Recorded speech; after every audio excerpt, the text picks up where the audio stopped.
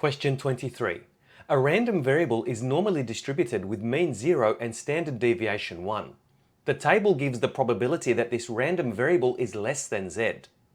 The probability values given in the table for different values of z are represented by the shaded area in the following diagram. Part A. By calculating a z-score, find the percentage of scores that are between 58 and 70. The raw score of 58 corresponds to the mean, hence its z-score is 0. Now the z-score for the raw score of 70 is given by the z-score formula, which is raw score minus mean, in brackets, divided by the standard deviation. So 70 minus 58 in brackets divided by 15 is equal to 0.8.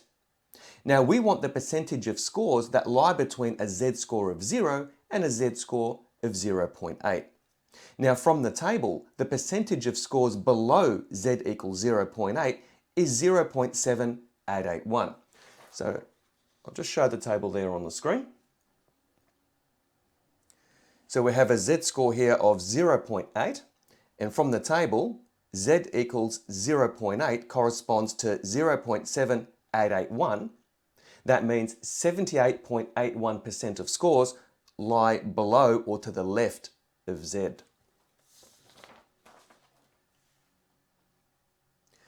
But we want the percentage of scores that lie between z equals 0 and z equals 0.8. Just put the diagram back up on the screen. So we want the percentage of scores that lie between 0 and 0.8. Now we know from the characteristics of the standard normal distribution, half the scores lie to the left of 0, or a z-score of 0. So 0.7881, so that's this whole shaded area, if we take away 0.5, we get the percentage of scores that we want. So the percentage of scores between z equals 0 and z equals 0.8 is given by 0.7881 minus 0.5, and that equals 0.2881 or 28.81%. Part B.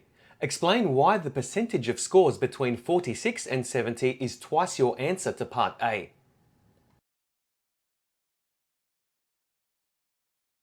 The z-score for the raw score of 46 is given by 46 minus 58 in brackets divided by 15, which equals negative 0.8. So we're just using the z-score formula that we used in Part A. Since the normal distribution or the normal curve is symmetrical about z equals 0, then the percentage of scores from z equals negative 0.8 to z equals 0.8 is twice the percentage of scores from z equals 0 to z equals 0.8. If we have a look at the normal curve, if that was z equals 0.8, then z equals negative 0.8 would be roughly here. And this area here from z equals negative 0.8 to z equals 0.8 would be twice the area from z equals 0 to z equals 0.8. Therefore, the percentage of scores between 46 and 70 is twice the percentage of scores between 58 and 70, which means it's twice the answer that we obtained in Part A. Part C. By using the values in the table above, find an approximate minimum score that a candidate would need to be placed in the top 10% of the candidates. Being in the top 10% of candidates implies being above the bottom 90% of candidates. If we just go back to our normal distribution, we want the bottom 90% to be in this shaded region here.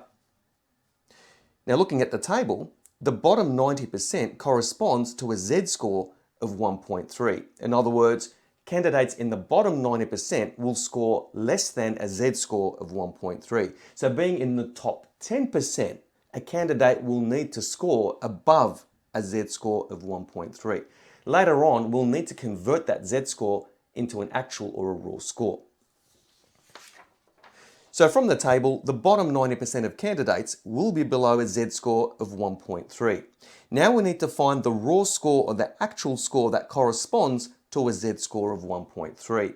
So we need to reverse the Z-score formula that we used in Part A.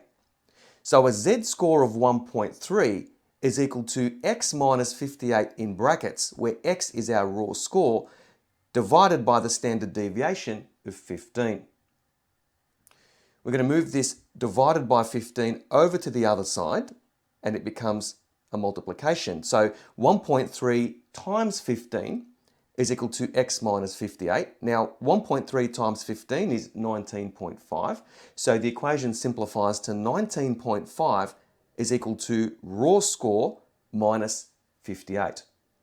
So isolating x, which is our raw score, we get x is equal to 19.5 plus 58, which equals 77.5. If we round that up, we get 78. Therefore, a candidate will need to score at least 78 to be placed in the top 10% of candidates.